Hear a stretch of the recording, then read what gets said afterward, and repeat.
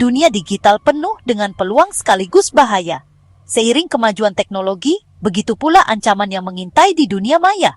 Di antara berbagai bentuk perangkat lunak berbahaya, 3 di antaranya menonjol karena kompleksitas, kemampuan silumannya, dan potensi destruktifnya, yaitu rootkit, worm, dan trojan. Ancaman-ancaman ini berbeda dalam desain dan tujuan, tetapi semuanya memiliki satu tujuan, yaitu mendapatkan akses, kendali, atau gangguan tanpa izin terhadap sistem komputer. Untuk lebih memahami risikonya, penting untuk memeriksa setiap jenis secara cermat dan membandingkannya. Apa itu rootkit? Rootkit adalah salah satu bentuk malware yang paling berbahaya dan tersembunyi. Tidak seperti banyak program jahat lain yang bertujuan mengganggu atau menghancurkan.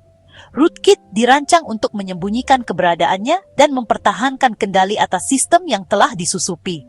Namanya berasal dari root yang merujuk pada akses administratif atau tingkat sistem, dan kit yang menyiratkan seperangkat alat. Setelah terinstal, rootkit memungkinkan penyerang untuk memanipulasi file, proses, atau konfigurasi sistem tanpa sepengetahuan pengguna.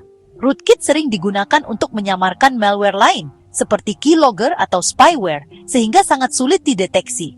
Rootkit dapat berada di perangkat lunak, firmware, atau bahkan di tingkat perangkat keras, yang menciptakan akses persisten yang tetap ada setelah proses reboot dan pemindaian keamanan. Tantangan terbesar dengan rootkit adalah sifatnya yang tidak terlihat. Program antivirus tradisional sering gagal mendeteksinya, karena rootkit beroperasi pada tingkat sistem yang sangat rendah. Akibatnya, rootkit seringkali baru terdeteksi setelah terjadi kerusakan signifikan atau pencurian data. Apa itu worm? Worm adalah jenis malware unik yang dikenal karena kemampuannya mereplikasi diri dan menyebar secara otonom. Tidak seperti virus, yang biasanya membutuhkan file host untuk menyebar. Worm adalah program mandiri yang dapat menyebar melalui jaringan tanpa campur tangan manusia.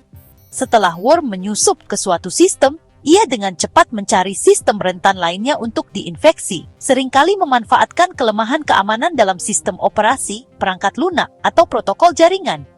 Beberapa worm relatif tidak berbahaya, menghabiskan sumber daya dan memperlambat sistem, sementara yang lain sangat merusak, menghapus file, memasang backdoor, atau meluncurkan Distributed Denial of Service atau DDoS. Worm yang paling terkenal, seperti I Love You dan Conficker, menyebar secara global dalam hitungan jam, memengaruhi jutaan komputer dan menyebabkan kerugian miliaran dolar. Yang membuat worm begitu berbahaya adalah kecepatan dan skala infeksinya.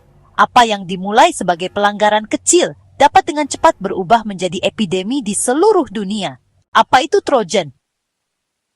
Trojan, singkatan dari Trojan Horse, adalah malware yang menyamar sebagai program sah untuk mengelabui pengguna agar memasangnya.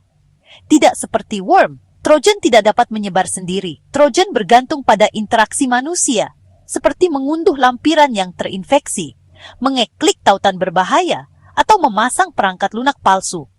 Setelah masuk, Trojan menciptakan backdoor yang memungkinkan penyerang mencuri data, memasang malware tambahan, atau menguasai sistem.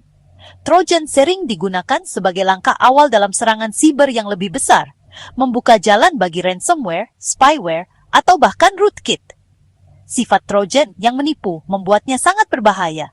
Trojan seringkali muncul sebagai file terpercaya, seperti program antivirus palsu atau aplikasi bajakan yang memikat pengguna untuk melemahkan pertahanan mereka. Dalam banyak kasus, Trojan berfungsi sebagai mekanisme pengiriman, secara diam-diam membawa berbagai bentuk malware lain sambil tetap tersembunyi. Perbedaan utama antara rootkit, worm, dan Trojan.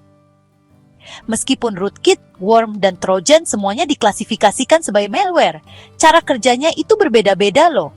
Rootkit berfokus pada kemampuan siluman dan persistensi, jadi dia menyembunyikan aktivitas berbahaya sambil tetap mengendalikan sistem. Kemudian, worm menyebar dengan cepat dan independen di seluruh jaringan, dengan tujuan menciptakan gangguan dalam skala besar. Dan Trojan mengandalkan penipuan, mengelabui pengguna agar menginstalnya, sehingga mereka dapat membuka pintu untuk serangan lebih lanjut. Perbedaannya terletak pada metode infeksi, tujuan, dan visibilitas. Rootkit hampir tak terlihat tetapi tertanam kuat. worm itu menyebar dengan cepat dan terlihat, sedangkan Trojan menipu pengguna agar tanpa disadari memberikan akses. Mencegah rootkit, worm, dan Trojan. Pertahanan terhadap ancaman ini membutuhkan keamanan yang berlapis ya. Pengguna harus selalu memperbarui sistem operasi dan aplikasi mereka untuk menambal kerentanan yang sering dieksploitasi oleh worm. Selain itu, menghindari unduhan yang mencurigakan dan memverifikasi keaslian perangkat lunak sangat membantu untuk mencegah infeksi Trojan. Untuk memerangi rootkit, diperlukan alat keamanan canggih dengan kemampuan deteksi rootkit, serta praktik seperti pemantauan sistem dan pemeriksaan integritas secara berkala.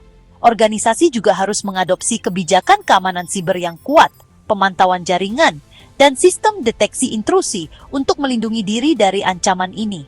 Dan jangan lupa, pelatihan kewaspadaan itu penting banget, karena banyak infeksi dimulai dengan kesalahan manusia, jadi pengguna yang terinformasi adalah garis pertahanan pertama. Jadi, rootkit, worm, dan Trojan masing-masing mewakili ancaman unik dalam lanskap keamanan siber. Rootkit berspesialisasi dalam pengendalian siluman dan jangka panjang. Worm berkembang pesat berkat kecepatan dan infeksi berskala luas. Sementara Trojan mengandalkan penipuan untuk menyusup ke sistem. Terlepas dari perbedaannya, ketiganya dapat menyebabkan kerusakan yang signifikan jika dibiarkan tanpa kendali. Kunci perlindungan terletak pada pemahaman tentang cara kerja ancaman ini dan penerapan langkah-langkah keamanan proaktif. Dengan tetap waspada dan menggunakan kombinasi teknologi, kesadaran, serta praktik terbaik, individu dan organisasi dapat mengurangi risiko menjadi korban bentuk malware berbahaya ini.